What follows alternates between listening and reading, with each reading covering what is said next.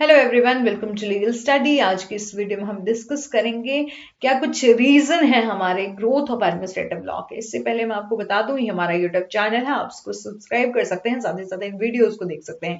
और आप playlist section में जाएंगे तो हमने जुरिस्प्रूडेंस सब्जेक्ट को कंप्लीट कवर कर लिया है। कॉन्स्टिट्यूशन की कुछ एक वीडियोस जो है वो अपलोड करी हैं और साथ ही साथ एक अलग से प्लेलिस्ट बनाई है एडमिनिस्ट्रेटिव लॉ की, आप उसमें भी सभी वीडियो को देख लीजिएगा। साथ ही साथ बात करते हैं आज के टॉपिक की। तो रीजन क्या है हमारी ग्रोथ ऑफ एडमिनिस्ट्रेटिव लॉ के? तो बोला है सिंस हमारा मौर्य एंड गुप्ता का वो टाइम था, ठीक है, there has been administration of legislation, rule की एडजुडिकेशन करना और रिलेटेड कुछ एक प्रोविजन थे, उसी के द्वारा जो हमारा एडमिनिस्ट्रेशन जो वो चलता था, ठीक है। और देयर वर मेनी रीजन, कुछ एक रीजन है जो कि which account for the hidden growth of the administrative law, जो कि ये बताते हैं कि किस तरीके से हमारी एडमिनिस्ट्रेटिव लॉ की ग्रोथ हुई है, धीमी धीमी ग्रोथ हुई है, ठीक है। और ये क्या कुछ रीजन है वो फॉलोइंग दिए गए हैं हमारे ग्रोथ ऑफ एडमिनिस्ट्रेटिव लॉ के। तो हमारा फर्स्ट रीजन क्या है? Concept of welfare state. हम क्या करते हैं, कल्याणकारी राज्य की अवधारणा को लेकर चलते हैं। जब भी हम देखते हैं कि एडमिनिस्ट्रेटिव लॉ में या आप कॉन्स्टिट्यूशन लॉ में देखते हैं तो हमारे स्टेट कैसा होना चाहिए, ऐसा स्टेट होना चाहिए कि वो काम करे किसमें, वेलफेयर ऑफ सिटीजन, जो भी सिटीजन है उनके वेलफेयर के लिए काम करे, ठीक है। तो बोला है concept of welfare of state जो है वो यहाँ पर अपनाया गया है कि जो स्टेट होगा वो वेलफेयर के लिए काम करेगा, सिटीजन के welfare. we can see the evaluation of the welfare state concept, ठीक है। और जो हमारा कंसेप्ट है, ये हमारा वेलफेयर स्टेट जो का कंसेप्ट जो है वो डेवलप हुआ है ड्यूरिंग द 10th और 20th सेंचुरी में।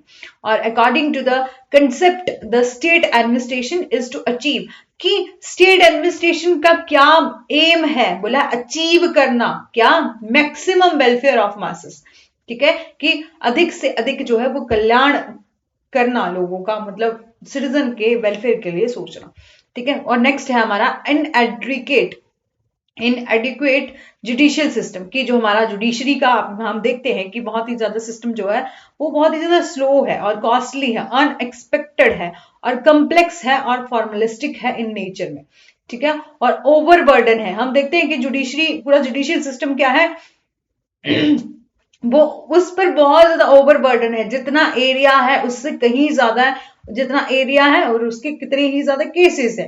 तो एक कोर्ट में क्या होते हैं, जैसे कि सब डिविजन कोर्ट होएगा तो उसका एरिया बहुत बड़ा होएगा, वहां पर केसेस बहुत ज्यादा बड़े बहुत ज्यादा होंगे, बहुत ज्यादा संख्या में होंगे। तो बोला ओवरबर्डन है किस पर, जुडिशियल सिस्टम पर। किस लिए? Due to the speedy disposal, की जल्दी से जल्दी क्या हो, स्पीडी डिस्पोजल जो है वो पॉसिबल नहीं है, क्योंकि ओवरबर्डन हो गया है जुडिशियल सिस्टम पर, जिस कारण क्या है स्पीडी डिस्पोजल जो है वो नहीं हो रहा। और also resulted in the strike और lock out dispute between employer and employees. और इन्हीं तरह की प्रॉब्लम को सॉल्व करने के लिए, टैकल करने के लिए as a result industrial tribunal बनाए गए हैं हमारे, की अलग अलग से, जैसे कि इंडस्ट्रियल ट्रिब्यूनल बना दिया, लेबर ट्रिब्यूनल बना दिया, लेबर कोर्ट बना दी, अलग अलग जो है वो कोर्ट्स जो है वो स्टैब्लिश की जाती हैं, ताकि ये सभी प्रॉब्लम जो है उनको सॉल्व किया जा सके। और these tribunal are not court, ये जो ट्रिब्यूनल है वो कोर्ट की तरह काम नहीं करते, मतलब उनमें ऐसे मैटर आते हैं जो कि जुडिशरी से अलग, थोड़े से अलग होते हैं, जो कोर्ट की तरह काम नहीं करते, बल्कि एक executive authority having a judicial power, एक एग्जीक्यूटिव अथॉरिटी को क्या दे दी गई है, जुडिशियल पावर दे दी गई। नेक्स्ट हम देखते हैं इनएडिक्वेट लेजिस्लेशन, जहां पर अपर्याप्त विधायी है, मतलब लॉ है। The legislature has no time to legislate upon day to day ever changing need of the society, कि जो हमारा कानून है वो क्यों बनाया जाता है, डे बाय डे जो सिचुएशन बदल रही है, चेंजिंग नेचर है हमारी, changing need of the society है, जो भी नीड जो है वो हमारी सोसाइटी में आती है, हम उससे कंडक्ट करने के लिए, उसको टैकल करने के लिए, उस प्रॉब्लम को सोल्यूशन करने के लिए क्या करते हैं, लॉ को बनाते हैं। और detail procedure made by the legislature, जो हमारी लेजिस्लेचर है वो हमारे लॉ को बनाती हैं, और जो हमारी एग्जीक्यूटिव जो है वो एग्जीक्यूट करती है लॉ को। बोला है legislature found to be the defective और इनएडिक्वेट, ऑल दीज रिजल्ट क्या है, in the delegation of the some legislative power, की कुछ एक पावर, जैसे कि आप क्या कर सकते हो, हर एक लॉ को खुद तो नहीं एग्जीक्यूट कर सकते, मतलब खुद तो नहीं लागू कर सकते, इसलिए वहां पर क्या की जाती है, कुछ एक पावर को क्या कर दिया जाता है, डेलीगेट कर दिया जाता है, दूसरी लोगों को, दूसरी अथॉरिटी को क्या कर दिया, डेलीगेट कर दिया जाता है, दे दिया जाता है, ठीक है, ऑफ द एडमिनिस्ट्रेटिव अथॉरिटी। फिर बात करते हैं scope of administration, sorry scope of experimentation, कि एज ए रिजल्ट हम एज द देखते हैं एडमिनिस्ट्रेटिव लॉ जो है वो नॉट कोडिफाई है, ठीक है, कि हमारा जो एडमिनिस्ट्रेटिव लॉ है वो कोडिफाई नहीं है, ठीक है, हमारे कॉन्स्टिट्यूशन हमारी आईपीसी की तरह कोडिफाई नहीं है, so there is a enough scope of modification, इसलिए जो हमारा एडमिनिस्ट्रेटिव लॉ है उसको मॉडिफाई किया जा सकता है, बहुत ज्यादा अच्छा स्कोप है इसका मॉडिफाई करने का, as per the modification as per the requirement, जिस तरीके से हमारी स्टेट की मशीनरी को, जिस तरीके से हमारी एग्जीक्यूटिव अथॉरिटी एडमिनिस्ट्रेटिव अथॉरिटी को जरूरत होती है, वो क्या कर लेती है, मॉडिफाई कर लेती है इस लॉ को। Hence, there is a more flexible है और right legislating the and the procedure again procedure need to be followed again and again, ठीक है। और फिर है increasing demand from the people, कि क्या है, लोगों की बढ़ती हुई मांग, कि there was an increase in the demand of from the people because merely defining, कि बोला है कि केवल हमें लॉ ही को बना देना ही जो है पर्याप्त नहीं है, कि लोगों की इच्छा के अनुसार, लोगों की डिमांड के अनुसार क्या है, लॉ को बना दिया, बट उन प्रॉब्लम का जो सोसाइटी में आ रही है, जो स्टेट के सामने आ रही है, उनको सॉल्व करना भी क्या है, जरूरी है, but the state need to solve the problem as well as, ठीक है। फिर बात करते हैं कुछ टेक प्रिवेंटिव मेजर, कि हमारे कुछ प्रिवेंटिव मेजर्स हैं उनको भी अडॉप्ट जो है करना पड़ता है। हमारी एग्जीक्यूटिव एडमिनिस्ट्रेटिव अथॉरिटी जो है वो can take a preventive measure, like किसी को लाइसेंस देना, किसी का लाइसेंस जो है वो छीनना, ये सारी ही अथॉरिटी किसके पास होती है, एडमिनिस्ट्रेटिव अथॉरिटी के पास ये सारी पावर होती हैं। और they can also take effective measure, जो क्या कर सकते हैं, टेक इफेक्टिव मेजर जो है वो अपना सकते हैं, किस लिए, enforcement of preventive measure, like हम एनफोर्समेंट ऑफ सस्पेंशन देखते, एनफोर्समेंट ऑफ द सस्पेंशन देखते हैं, रिवोकेशन देखते हैं, और कैंसिलेशन ऑफ लाइसेंस देखते हैं, destruction of the contaminated article देखते हैं। इसलिए बोला एडमिनिस्ट्रेटिव अथॉरिटी के पास क्या है, कुछ एक पावर्स दी गई हैं, जैसे कि किसी को लाइसेंस देना, किसी से लाइसेंस जो है कुछ छीनना। और इंक्रीजिंग पॉपुलेशन, जो बढ़ती हुई हमारी जनसंख्या है, इंक्रीज हो रही है डे बाई डे, जो पॉपुलेशन इंक्रीज हो रही है, वो भी क्या है, बहुत बड़ी समस्या जो क्रिएट कर रही है burden upon the legislation process, के इतने ज्यादा लोग होंगे, उनको इतनी ज्यादा जरूरतें होंगी, उनकी इतनी ज्यादा प्रॉब्लम होगी, तो उन चीजों से, उन डिस्प्यूट से सॉल्व करने के लिए क्या है, नीड है आपको, नीड होगी नए लॉ को लेके आने की, नई पॉलिसीज को लेके आने की, बोले है इसीलिए ये बर्डन कर रहे हैं किस पर, लेजिस्लेटिव प्रोसेस पर, of the implementation of various law for the various need of the growing population. कुछ एक केस देख लेते हैं, जैसे कि डीएस नकारा वर्सेस यूनियन ऑफ इंडिया का एक केस है 1983 का, जिसमें सुप्रीम कोर्ट ने हेल्ड किया था। इस केस में क्या था, जो पेंशन दी जाती है, पेंशन स्कीम को, जो भी सर्वेंट, गवर्नमेंट सर्वेंट जो है वो रिटायर कर दिए जाते थे बिफोर अ पर्टिकुलर डेट, एक डेट डिसाइड कर दी थी, और उससे पहले ही क्या कर दिया जाए, वो रिटायर कर दिए जा रहे थे। तब there was a discriminatory policy जो है वो बनाई गई थी, किस बेस पर, फिक्स्ड कट ऑफ के बेस पर of the date. Then supreme court ने हेल्ड किया कि this it was held that such a decision would be arbitrary है और डिस्क्रिमिनेटरी इन नेचर है एंड अल्ट्रा वायरस है, ठीक है। और एक केस है नरगेश मिर्जा वर्सेस एयर इंडिया वर्सेस नरगेश मिर्जा 1981 का, जिसमें हाँ, जिसको कि हमने कॉन्स्टिट्यूशन लॉ में भी डिस्कस किया था। बोले एक रेगुलेटरी प्रोविजन बनाया गया था, किस लिए, जो भी फ्रेम्ड किया जाता है हमारा एयर इंडिया जो प्रोवाइड करते हैं, कुछ एक टर्म कंडीशन जो है वो बनाई गई थी, जहां पर ये बोला था कि जो भी एयर होस्टेस यदि वो प्रेग्नेंट हो जाती है तो उसको टर्मिनेट कर दिया जाएगा, she would be terminated from the service, ठीक है।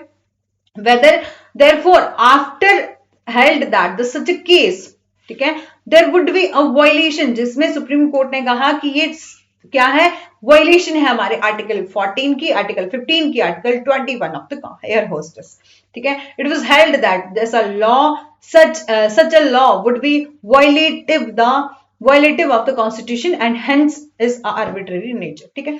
एक और केस देख लेते हैं डीटीसी वर्सेस मजदूर कांग्रेस 1991 का। तो हाँ, रेजिग्नेशन बोला था कि जो भी हमारे स्थायी कर्मचारी होंगे उनको 3 महीने का नोटिस देकर उनकी सेवा से समाप्त करने की देने की शक्ति जो है वो प्राधिकारी को दिया गया। इस्तीफा जो है अनुचित होगा। यहां पर बोला था यदि किसी को रेजिग्नेशन लेटर जो है वो देना होएगा तो वो पावर दी गई है अथॉरिटी को कि वो टर्मिनेट कर सकती है the service of permanent employ. जो भी परमानेंट एम्प्लॉय हैं उनको टर्मिनेट कर सकती है किस तरीके से, यदि वो क्या कर देंगे, by giving him 3 month notice, वो 3 महीने पहले क्या कर दें नोटिस दे दें। तो देन यदि वो नोटिस दे देंगे तो उसके बाद 3 मंथ के बाद ही उनको क्या कर दीजिएगा उस जॉब से जो है वो उनकी सेवा जो है वो समाप्त कर दी जाएगी। ठीक है, उनकी जॉब जो है वो छीन ली जाएगी। वो रेजिग्नेशन लेटर जो है वो बोले स्थायी कर्मचारी जो भी हैं, परमानेंट मेंबर जो भी हैं, परमानेंट एम्प्लॉय, उनको 3 महीने का नोटिस देकर उनकी जो सेवा है, उनकी जो जॉब है, उनकी सर्विस जो है उसको क्या कर दिया जाएगा, समाप्त कर देने की शक्ति किसके पास थी, हमारे जो भी अथॉरिटीज थी, ठीक है, उनके पास थी। Authority of the termination of service permanent employ by the giving him the 3 month notice would the ultra vires and held be void. ठीक है, सुप्रीम कोर्ट ने कहा कि ये क्या है, अल्ट्रा वायरस है और हेल्ड बी वॉइड है। फिर बोला है लाभचंद्र वर्सेस स्टेट ऑफ बिहार। इस केस में क्या था कि एक जैन टेम्पल की कुछ एक क्या दी थी, कुछ एक शर्तें थी कि यदि कोई पर्सन जिसने की 21 ईयर जो है वो एज कंप्लीट कर ली है तो उसे कितना देना पड़ेगा, 500 रुपीज जो है वो कंट्रीब्यूट करना पड़ेगा, और जो भी उस स्टेट में रह रहा है पिछले 10 सालों से।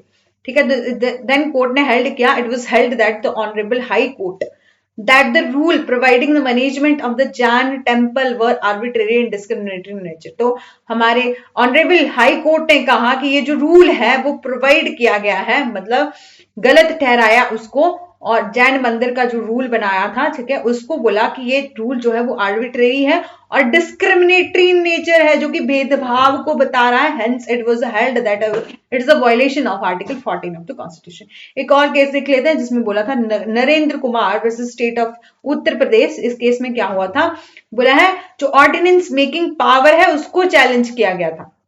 जब भी हमारा सेशन जो है वो पार्लियामेंट में नहीं चल रहा होता है, ठीक है, तो कई बार क्या होता है, कई अध्यादेश बनाने की बजाय बोला है ये बेहतर होगा, it would be better if would spare time some time and make an act और लेजिस्लेशन जो कि which would be binding in nature होंगे फॉर ऑल के लिए। बोले ऐसा होगा कि यदि हम कुछ एक टाइम निकाल कर क्या कर लें, कुछ एक ऐसा अधिनियम बना ले, कुछ एक ऐसे एक्ट बना ले जो कि सभी लोगों के लिए क्या हो, बाइंडिंग इन नेचर हो। ठीक है, and this was done so there could not be misuse of the power. तो बोला है इसलिए ऐसा होगा कि जो भी एग्जीक्यूटिव अथॉरिटीज हैं, एग्जीक्यूटिव ऑफिसर्स हैं, वो अपनी पावर का क्या करेंगे, मिसयूज नहीं करेंगे। इसी के साथ हमारा ये सेशन, छोटा सा सेशन जो है वो कंप्लीट होता है। और यदि आपको अच्छा लगा है तो लाइक करें, शेयर करें और सब्सक्राइब करें। और साथ ही साथ हम नेक्स्ट आने वाली वीडियो में हम क्या करेंगे, प्रिंसिपल ऑफ नेचुरल जस्टिस को देखेंगे। ठीक है, बहुत ही डिटेल में होएगा। Thank you so much, do like share and subscribe, press the bell icon for further notification. जाते जाते मैं आपको बता दूं, ये हमारा यूट्यूब चैनल है, आप इसको सब्सक्राइब कर सकते हैं। Thank you so much.